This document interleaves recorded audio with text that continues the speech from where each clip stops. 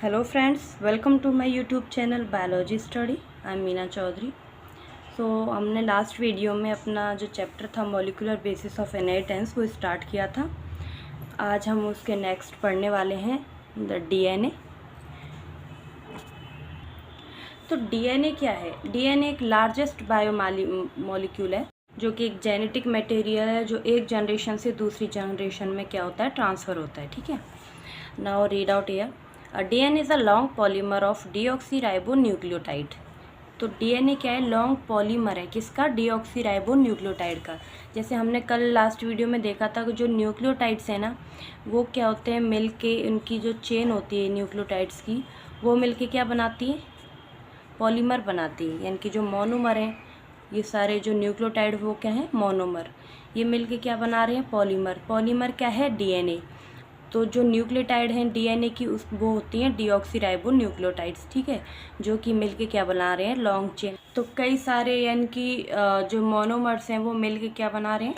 Polymer बना रहे हैं। पॉलीमर क्या है? डीएनए। और जो मोनोमर्स हैं वो क्या है? डीऑक्सीराइबोन्यूक्लियोटाइड्स। ठीक है, जो कि बहुत सारी डीऑक्सीराइबोन्यूक्लियोटाइड्स मिलके क्या बना रही हैं? डीएनए। तो डीएनए क्या है? लॉन्ग पॉलीमर है, यानी कि लॉन्ग चेन से बना होता है जो मोनोमर्स की, उसको क्या बोलते हैं? Polymer. The length of DNA is usually defined as a number of nucleotides और a pair of a nucleotide refer to as a base pair. तो जो लेंथ है डीएनए की वो कैसे डिफाइन की जाती है? नंबर ऑफ न्यूक्लियोटाइड्स से। जितने ज़्यादा न्यूक्लियोटाइड्स होंगे, जितने नंबर न्यूक्लियोटाइड्स के ज़्यादा होंगे, उतने ही लॉन्ग क्या होगा? डीएनए की चेन होगी। ठीक है, डीएनए की लेंथ होगी। और जो पेयर हैं न्यूक्लियोटाइड के, उनको क्या बोलते हैं? Base pairs. This also is the characteristics of an organism. तो ये क्या है? एक तरह से जो ऑर्गेनिज्म है उसका करेक्टरिस्टिक भी है, क्योंकि जो न्यूक्लियोटाइड है ना, वो क्या है, जो हर ऑर्गेनिज्म है उनमें क्या है? स्पेसिफिक है, अलग हैं। जैसे कि हम देखते हैं जो ह्यूमन का हैप्लॉइड कंटेंट क्या होता है? ह्यूमन का स्पर्म और ओवम, उनमें जो डीएनए है ना, उसमें कौन से न्यूक्लियोटाइड पाए जाते हैं? उसमें पाए जाते हैं 3.3 इंटू 10⁹ बेस पेयर पाए जा रहे हैं। तो वो क्या है? एक स्पेसिफिक करेक्टर है उसी चीज़ का, उसी ऑर्गेनिजम्स का। ठीक है, तो न्यूक्लियोटाइड क्या है? सिंगल स्ट्रैंड है। ठीक है, इनकी हैप्लॉइड है। और जो वो बेस पेयर होते हैं वो क्या होते हैं? इनके डबल स्ट्रैंड हो जाते हैं। कि न्यूक्लियोटाइड्स का पेयर को क्या बोलेंगे? Base pairs. This also is a characteristic of an organism. ये क्या है? करेक्टरिस्टिक है ऑर्गेनिज्म के। जैसे कि जो बैक्टीरियोफेज है उसमें क्या होता है? जो न्यूक्लियोटाइड्स होते हैं वो कौन से होते हैं? जो है 5 इंटू 174 हैज़ अ 5386 न्यूक्लियोटाइड्स। तो जो बैक्टीरियोफेज है उसके अंदर कितनी न्यूक्लियोटाइड्स पाई जा रही हैं? 5386। ओके। और जो बैक्टीरियोफेज लैम्डा है ना, उसके अंदर पाए जा रहे हैं बेस पेयर्स 48,502। और जो एस्चेरिचिया कोलाई है उसके अंदर पाए जा रहे हैं 4.6 इंटू 10⁶ बेस पेयर्स। और जो हैप्लॉइड कंटेंट है ह्यूमन डीएनए का, यानी कि जो हैप्लॉइड कौन कौन से हैं? ह्यूमन का जो स्पर्म है और जो ओवम है वो क्या है? हैप्लॉइड है। तो उनके जो डीएनए में कौन से बेस पेयर पाए जाते हैं? 3.3 इंटू 10⁹ बेस पेयर्स। ठीक है, तो ये क्या है? एक जो स्पेसिफिक करेक्टरिस्टिक है ना ऑर्गेनिज्म का, वो शो करते हैं कि ये जो नंबर ऑफ़ न्यूक्लियोटाइड्स हैं वो ही सब में पाए जाते हैं। जैसे कि जो ह्यूमन का स्पर्म है ना, हर ऑर्गेनिज्म के अंदर इतने ही बेस पेयर पाए जाएंगे, न्यूक्लियोटाइड्स पाए जाएंगे। ठीक है, let us discuss the structure of an such a long polymer. अब हम इसका एक बार स्ट्रक्चर देख लेते हैं लॉन्ग पॉलीमर का। तो स्ट्रक्चर ऑफ पॉलीन्यूक्लियोटाइड चेन हम देखते हैं। तो पॉलीन्यूक्लियोटाइड क्या होता है? पॉली मतलब बहुत सारे, न्यूक्लियोटाइड मतलब जो हमने अभी देखा था न्यूक्लियोटाइड क्या होता है, जिसमें कि लास्ट वीडियो में हमने डिस्कस किया था न्यूक्लियोटाइड का स्ट्रक्चर, कि वो 3 स्ट्रक्चर से मिलके बना होता है, जिसमें होता है phosphate, pentose sugar and base pairs, यानी कि नाइट्रोजनस बेस। तो इन तीनों से मिलके क्या बनी होती है? न्यूक्लियोटाइड चेन बनी होती है। तो पॉलीन्यूक्लियोटाइड क्या हो गया? बहुत सारे जो न्यूक्लियोटाइड हैं वो मिलके एक चेन बनाते हैं जिसको बोलते हैं पॉलीन्यूक्लियोटाइड चेन। ठीक है, let us recapitulate the chemical structure of a polynucleotide chain, DNA और आरएनए। तो जो पॉलीन्यूक्लियोटाइड चेन है वो 2 की होती है, डीएनए और आरएनए। 2 जो न्यूक्लियोटाइड्स हैं वो हैं, यानी कि एक है डीऑक्सीराइबोन्यूक्लिक एसिड, दूसरी है राइबोज न्यूक्लिक एसिड। ठीक है, A nucleotide has a three component, a nitrogenous base, a pentose sugar, a ribose in case of RNA, deoxyribose for DNA, and a phosphate group. तो जो न्यूक्लियोटाइड है उसमें three components होते हैं जिससे मिलके वो बना होता है. फर्स्ट है नाइट्रोजनस बेसिस. कौन कौन से होते हैं nitrogenous bases? Adenine, guanine, cytosine, thymine. ये क्या है? नाइट्रोजनस बेस हैं. जो थाइमिन है वो तो डीएनए में पाई जाती है और जो यूरेसिल है वो आरएनए में पाई जाती है. ठीक है. और सेकंड है पेंटोस शुगर. शुगर अगर जो राइबोस शुगर है वो तो आरएनए में पाई जाएगी और डीऑक्सीराइबोस शुगर किस में पाई जाएगी? डीएनए में. And a phosphate group. और थर्ड क्या है इसमें? Phosphate group. ठीक है. इन तीनों से मिलके क्या बनती है? पॉलीन्यूक्लियोटाइड चेन यानी कि न्यूक्लियोटाइड बनता है. There are two types of nitrogenous base. जो नाइट्रोजनस बेस हैं वो दो टाइप्स के हैं, प्यूरिन्स एंड पिरिमिडिन. तो इनमें क्या होता है, जैसे नाम बड़े और दर्शन छोटे. जो प्यूरिन होता है ना उसमें 9 मेंबर्स की रिंग होती है और जो पिरिमिडिन है ना उसमें 6 मेंबर की सिंगल रिंग होती है. यानी कि जो प्यूरिन है वो तो 2 रिंग से मिलके बना होता है और पिरिमिडिन में क्या होती है? सिंगल रिंग पाई जाती है. ठीक है.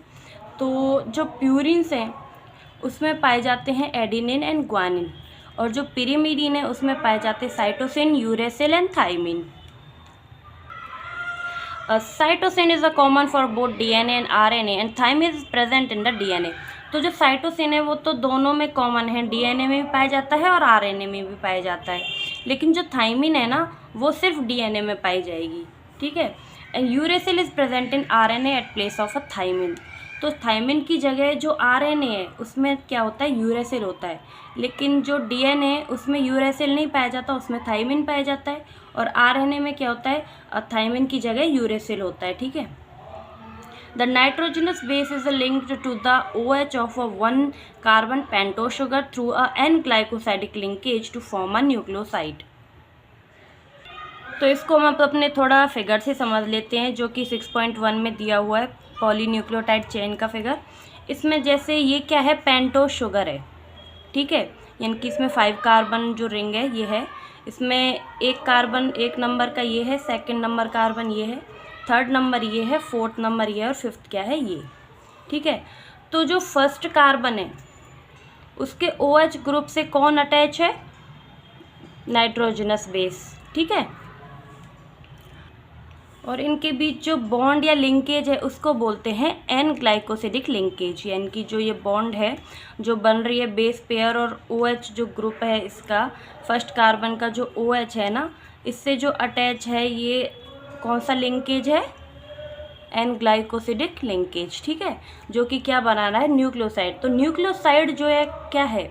जैसे ये पेंटोस शुगर है, शुगर और बेस नाइट्रोजनस बेस मिलके क्या बना रहे हैं? न्यूक्लियोसाइड. जैसे बेस और नाइट्रोजनस बेस एंड शुगर मिलके क्या बनेगा? न्यूक्लियोसाइड.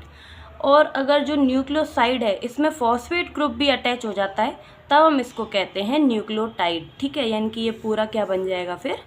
न्यूक्लियोटाइड. क्योंकि इसके अंदर फिर तीनों आ जाते हैं, sugar, nitrogenous base and phosphate. तो ये क्या हो जाएगा? न्यूक्लियोटाइड. और खाली अगर नाइट्रोजनस बेस एंड शुगर है तो ये क्या बनाएंगे? न्यूक्लियोसाइड. सच एज एडोनिसिन और डीऑक्सी एडिनोसिन, ग्वानोसिन और डीऑक्सी ग्वानोसिन. तो अब हम लोग देख लेते हैं. तो जो न्यूक्लियोसाइड है ये अगर आरएनए में बन रहा है तो आरएनए में खाली क्या बनेगा? जैसे एडिनिन से क्या बन रहा है? एडिनोसिन. ठीक है. अगर ये न्यूक्लियोसाइड डीएनए में है तो एडिनोसिन को जगह क्या हो जाएगा? Deoxy adenosine. क्योंकि जो डीएनए है उसमें क्या होता है? डीऑक्सी. और जो आरएनए है उसमें खाली राइबोस शुगर होती है. तो इसलिए जो एडिनिन है तो आरएनए में क्या हो जाएगी? एडिनोसिन. और डीएनए में क्या हो जाएगी? Deoxy adenosine. उसी तरह जो ग्वानिन है, ग्वानिन से आरएनए में क्या बन जाएगा? यानी कि जब शुगर प्लस ग्वानिन मिल रहे हैं, शुगर और ग्वानिन मिलके क्या बना रहे हैं आरएनए में? Guanosine. Sugar plus sugar plus guanine मिलके डीएनए में क्या बना रहे हैं? Deoxy guanosine. उसी तरह साइटोसिन है, साइटोसिन दोनों में पाया जाता है, आरएनए और डीएनए में.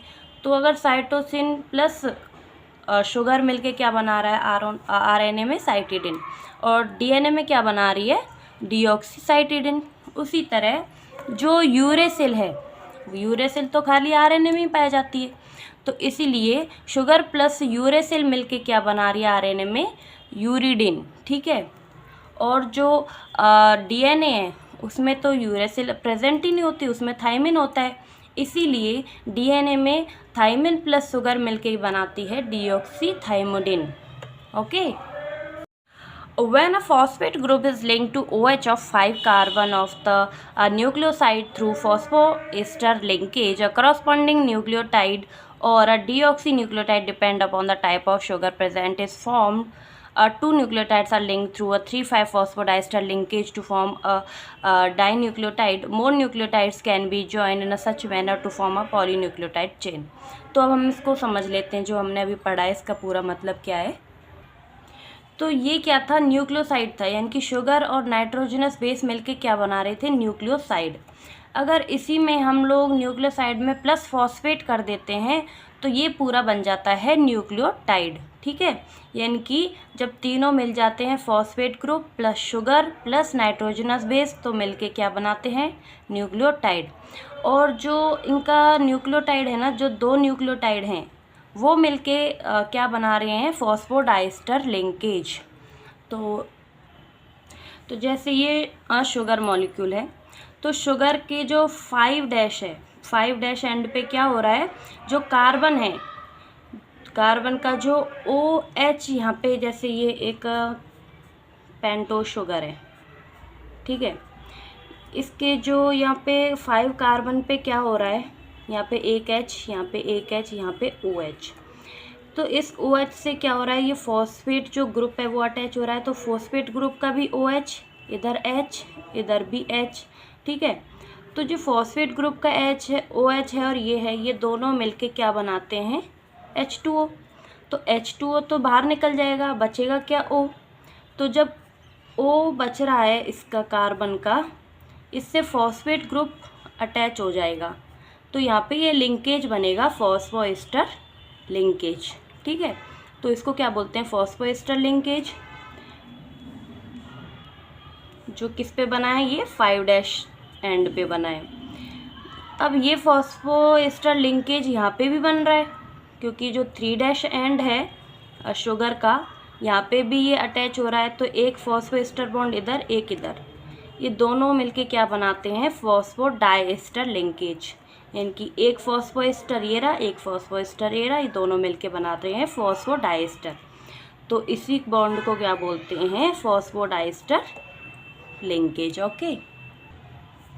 तो जो 3 और 5 फॉस्फोडाइएस्टर लिंकेज बना है वो क्या बना रहे हैं डाइन्यूक्लियोटाइड बना रहे हैं, क्योंकि एक न्यूक्लियोटाइड ये है, दूसरा न्यूक्लियोटाइड ये है, ये दोनों मिलके डाइन्यूक्लियोटाइड यानी कि 2 न्यूक्लियोटाइड बन गए। इसी तरह ये बन के क्या बना रहे हैं पूरा पॉलीन्यूक्लियोटाइड चेन बना रहे हैं, ठीक है। More nucleotides can be joined in such a manner to form a polynucleotide chain. A polymer thus formed has at a one end and free phosphor mostly at a 5 end of sugar, which is referred to as 5 end of a polynucleotide chain. तो अब क्या है, जब ये polynucleotide chain बन गई है, यानी कि कंप्लीट हो गई है, सारी न्यूक्लियोटाइड एक से मिलके दूसरी सारी मिलके क्या बना ली है इन्होंने पॉलीन्यूक्लियोटाइड चेन बना ली है, ठीक है। अब जब ये पॉलीन्यूक्लियोटाइड चेन बन गई है तो जो इनका एंड है, जो 5' एंड है, वहाँ पे तो फॉस्फेट ग्रुप क्या होता है फ्री, और उधर की साइड जो 3' एंड है, यानी कि जो OH है वो फ्री रहता है, क्योंकि इनसे अटैच होने के लिए कुछ आगे है ही नहीं, ठीक है। तो ये क्या हो जाते हैं फ्री एंड हो जाते हैं, तो इसलिए इसको बोलते हैं 5' एंड, जहाँ पे फॉस्फेट ग्रुप क्या है फ्री, और ये है 3 एंड जिस पे क्या है OH ग्रुप क्या है फ्री है, ठीक है। तो अब क्या है, जो ये बैकबोन बन रही है पॉलीन्यूक्लियोटाइड चेन की, जिसमें बैकबोन किस किस से मिलके बनी है शुगर एंड फॉस्फेट से मिलके, यानी कि ये तो पूरी बैकबोन बना रही है इसकी, शुगर प्लस फॉस्फेट मिलके क्या बना रहे हैं बैकबोन पॉलीन्यूक्लियोटाइड चेन की। और जो ये नाइट्रोजनस बेस हैं वो क्या हैं, वो बाहर की साइड प्रोजेक्टेड है, ठीक है, यानी कि इधर की साइड।